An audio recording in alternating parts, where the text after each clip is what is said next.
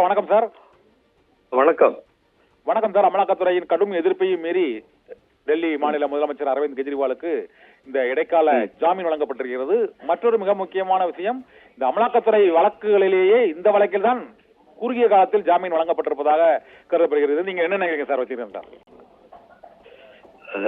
அதாவது நீதித்துறையிலயும் சில நல்ல நீதிபதிகள்லாம் இருக்கிறாங்க அப்படிங்கிறதுக்கு இது மிகப்பெரிய அத்தாட்சியாக இருக்கு.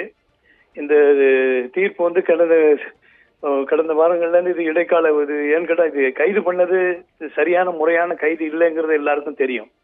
அதுவே வந்து இது வரைக்கும் இந்த மாதிரி நடந்ததில்லை. இதுக்கு ஜாமீன் கொடுத்துருக்காங்கன்னு சொன்னா இந்த வழக்கினுடைய தன்மை, அதாவது அவர்கிட்ட வந்து ஒரு நேர்மை இருக்கிறதுனாலையும் அவர் வந்து எந்த ஆதாரமும் இதுவரைக்கும் அமலாக்கத்துறையால கொடுக்கப்படாததுதான் இதுக்கு அடிப்படை காரணம்னு நான் நினைக்கிறேன். ஏன்னா அந்த மாதிரி ஆதாரங்களோ ஏதோ உங்களுக்கு வலுவாக உங்களால அமலாக்கத்துறையால சரியாக கொடுக்கப்பட முடியலங்கிறது தான் இதுல இருந்து நல்லா தெரியுது. ஆக பல முறை நாங்க எல்லாருமே சொல்லியும் எந்த ஆதாரமும் இத்தனை ரொம்ப கால தாமதமா தான் இவரை வந்து அந்த லிஸ்ட்லயே பேர்லயே சேர்க்கிறாங்க, அந்த வழக்கிலேயே சேர்க்கிறாங்க. ஆக இது வந்து எந்த ஆதாரமும் இல்லாமல் கைது செய்தது என்பதை இந்த ஜாமீன் மூலமாக புரிந்து கொள்ள முடிகிறது. அதே நேரத்தில் இது வந்து இன்னைக்கு ஆம் ஆத்மி கட்சிக்கு கிடைச்ச மிகப்பெரிய வெற்றியா நான் பாக்குறேன். இது இந்திய மக்களுக்கு, டெல்லி மக்களுக்கு கிடைச்ச மிகப்பெரிய வெற்றியாவும் பாக்குறேன். ஏன்னா அவருக்கு உழைத்த உழைப்பு, அவர் நேர்மையாக நடந்து கொண்ட மக்களுக்கு நல்லதை செய்து ஓட்டு கேட்கிற அந்த தகுதியை அவர் வளர்த்து வைத்திருக்கிறாரு. டெல்லி முழுக்கவும் மக்களுக்கு தேவையான திட்டங்களை எல்லாம் தொடர்ந்து கொடுத்ததுனாலதான் இன்னைக்கு அந்த மக்கள் வந்து எந்த எதிர்பார்ப்பும் இல்லாம அவர் பின்னால துணை நிற்கிறாங்க அப்படிங்கிறது இது மிகப்பெரிய சாட்சி. இந்த தேர்தலில் மிகப்பெரிய வெற்றியை இந்த இவருடைய விடுதலை வந்து, இந்த விடுதலைன்னு சொல்லக்கூடாது, இது ஜாமீன் மிகப்பெரிய அவருடைய பிரச்சாரம் மிகப்பெரிய வலுவானதாக இருக்க போகிறது.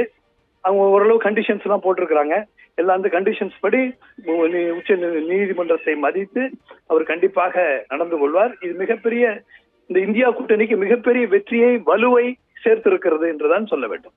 இந்த 4 கட்ட தேர்தல் இன்னும் பாக்கி இருக்கிறது. 4ஆம் கட்ட தேர்தல் வந்து ஒரு 13ஆம் தேதி நடைபெறுகிறது. டெல்லி மாநிலத்தை பொறுத்தவரை அங்கு டெல்லியில் 7ஆம் தேதி, அதாவது டெல்லியில் உள்ள 7 தொகுதிகளுக்கும் 25ஆம் தேதி அங்கு இந்த 6ஆம் கட்ட தேர்தல் நடைபெறுகிறது. இந்த சூழ்நிலையில வந்து இதே வழக்குல மற்றவர்களுக்கு தெலுங்கானா மாநிலத்திலோட அந்த முன்னாள் முதல்வர் சந்திரசேகராவின் மகள் கவிதா மற்றும் துணை முதல்வர் மணீஷ் சிசோடியா, டெல்லி மாநிலத்தின் துணை முதல்வர் மணீஷ் சிசோடியா உள்ளிட்டோரும் கைது போட்டிருக்காங்க. அவங்களும் இதே வழக்கில் தான் கைது செய்யப்பட்டிருக்கார்கள். அடுத்த ஒரு விசாரணைகள் அவர்களுக்கும் ஜாமீன் கிடைப்பதற்கான அந்த வாய்ப்பு இந்த வழக்கில் அரவிந்த் கெஜ்ரிவாலுக்கு வழங்கப்பட்டிருப்பதால் அவங்களுக்கும் அந்த வாய்ப்பு வந்து கண்டிப்பா வரும். ஏன்னு கேட்டா இப்ப வந்து இது வந்து வேண்டுமென்று திணிக்கப்பட்ட வழக்குங்கிறது எல்லாருக்கும் தெரியும். தேர்தல் வந்து 4ஆம் தேதி முடிவு வரப்போகுது. நல்ல முடிவு வரத்தான் போகுது. நல்ல நியாயமான முடிவு இந்திய மக்கள் கொடுக்கத்தான் போறாங்க. கொடுத்ததுக்கு அப்புறம் தானாகவே இந்த வழக்கு எல்லாமே வந்து சரியா இருப்பது. எல்லாருமே ஜூன் 4க்கு பிறகு எல்லாருமே வெளியே வரதான் போறாங்க. அதனால இந்த வழக்கு என்னங்கிற இது புனையப்பட்ட வழக்குன்னு எல்லாருக்கும் தெரியுது. அமலாக்கத்துறையால எந்த இது வரைக்கும் அதுக்கு சரியான ஒண்ணு கொடுக்க முடியல தானே, எந்த ஆதாரங்களை இது வரைக்கும் கொடுக்கல. அப்ப வந்து இருக்குன்னு சொல்றாங்க, இருக்கிறாங்கன்னு சொல்றாங்களே, என்ன ஆதாரம் இருக்குங்கிறது அவங்க இது வரைக்கும் காட்டல.